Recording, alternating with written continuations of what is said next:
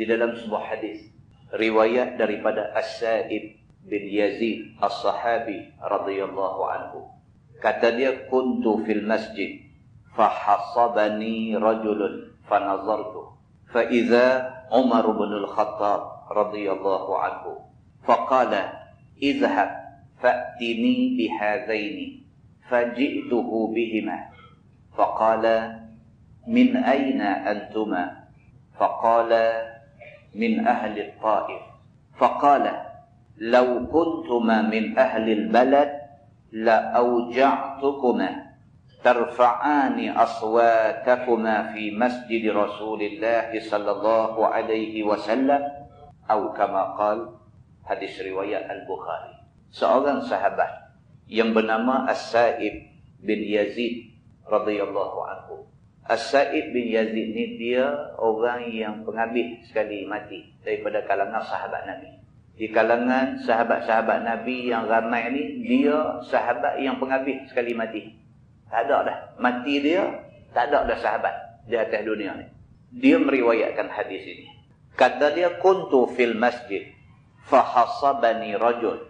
Kata As-Sa'ib, pada satu hari aku sedang duduk di Masjid Nabawi, Masjid Madinah. Tiba-tiba dia kata ada satu orang punggai aku dengan ketul batu. Ini cerita dia, cerita As-Sa'ib ini. Satu hari dia duduk di Masjid Madinah, Masjid Nabawi. Tiba-tiba ada satu orang sudah punggai dia dengan ketul batu.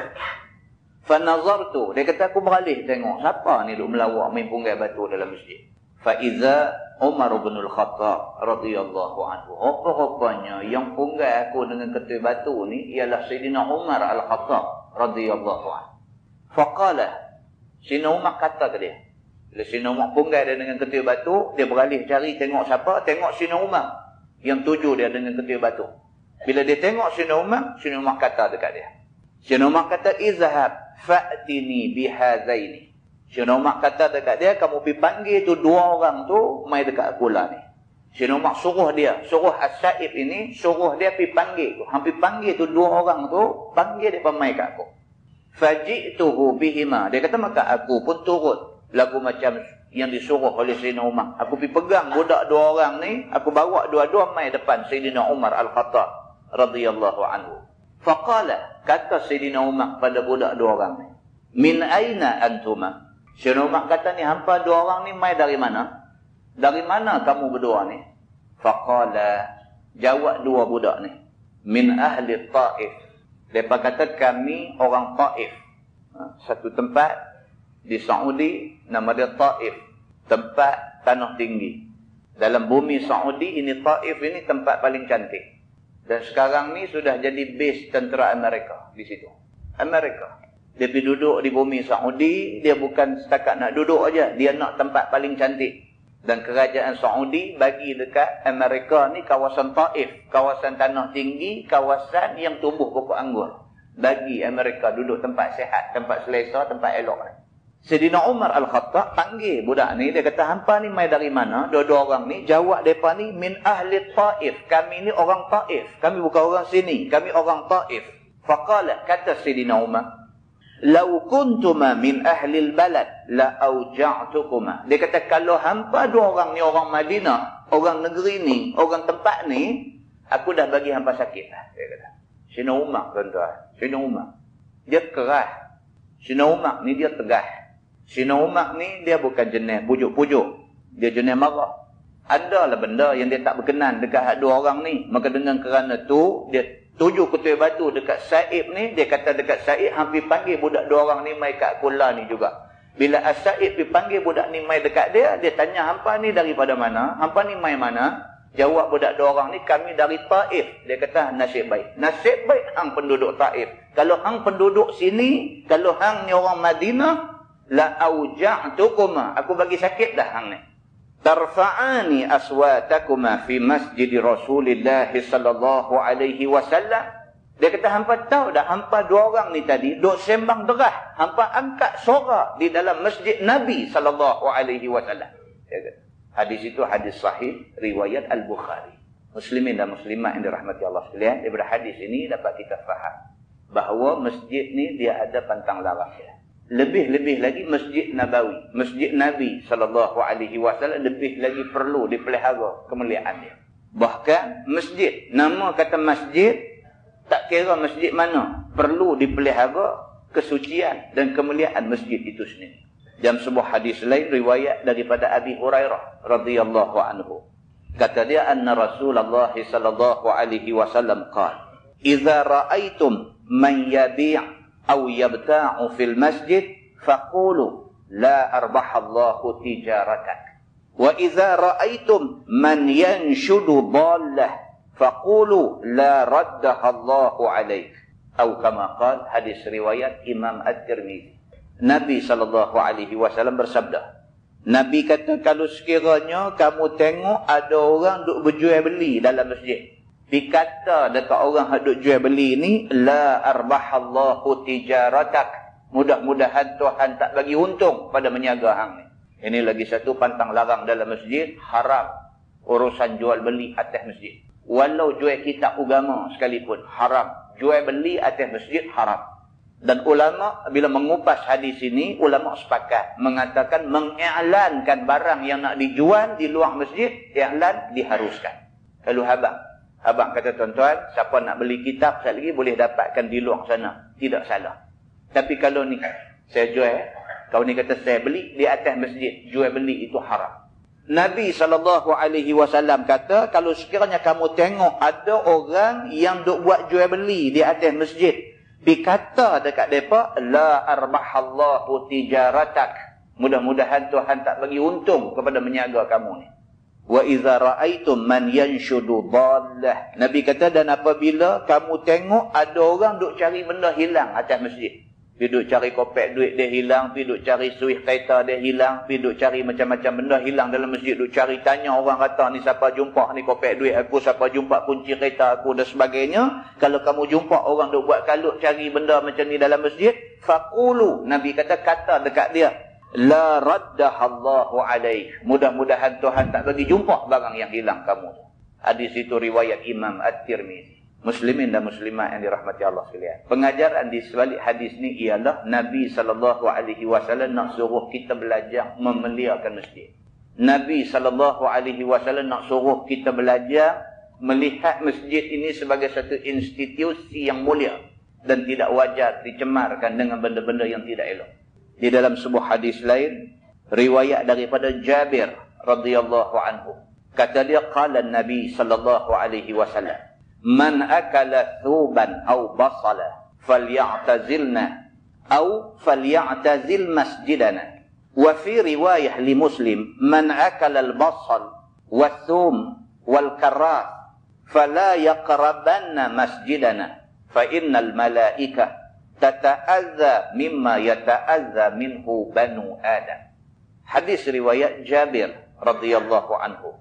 Kata dia, Nabi SAW bersabda, Nabi kata, barang siapa makan bawang putih ataupun makan bawang merah, maka hendaklah dia pergi jauh daripada kami ataupun pergi jauh daripada masjid kami.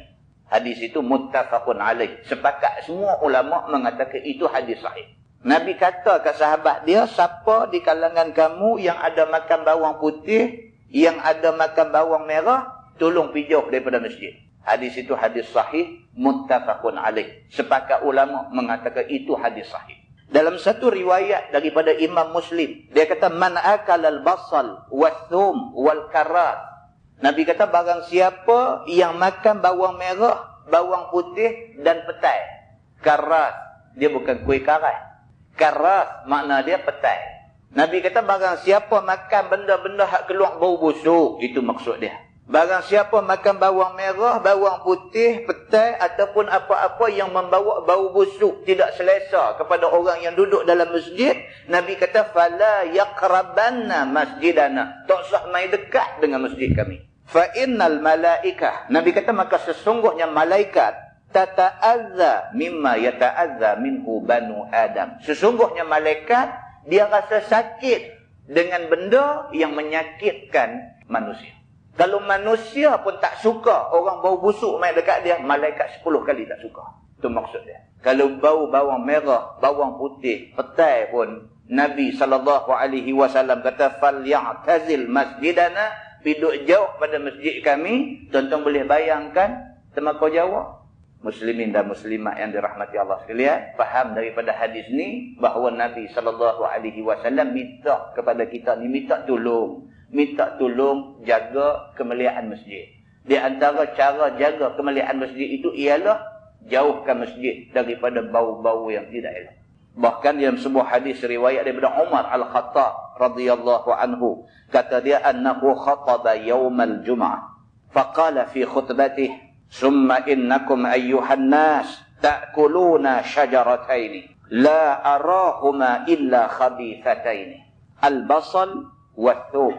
Laqad ra'aitu Rasulullah sallallahu alaihi wasallam idza wajada rihahuma min ar-rajul fil masjid amara bihi fa ukhrija ila al-baqi' faman akalahuma falyumithuma tabakha, atau kama qala. Hadis riwayat Imam Muslim. Sayyidina Umar Al-Khattab, dia kata sekali itu Nabi SAW sedang bagi khutbah Jumaat di atas masjid. Nabi SAW bagi khutbah hari Jumaat, bagi khutbah dalam masjid.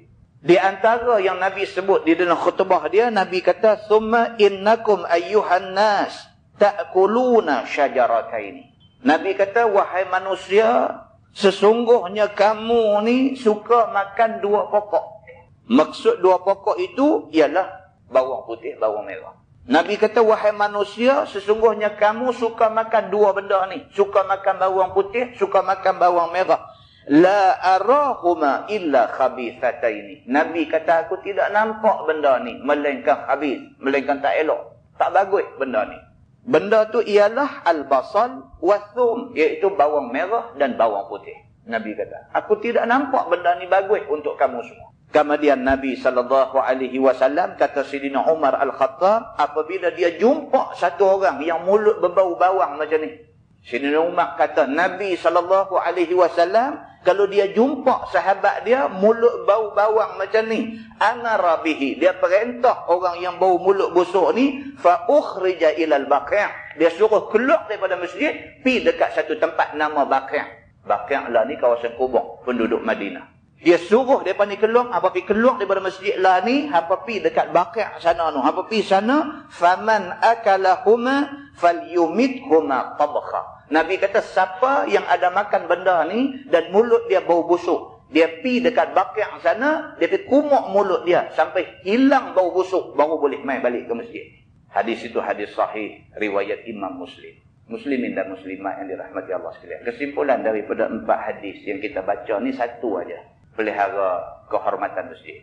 Jadi kalau mulut bau busuk kerana kita terlibat dengan makan, dengan buat benda-benda yang boleh jadi mulut busuk, jangan mendekati masjid. Kerana mulut bau busuk tu kita boleh mengganggu sahabat sebelah kita waktu semayang.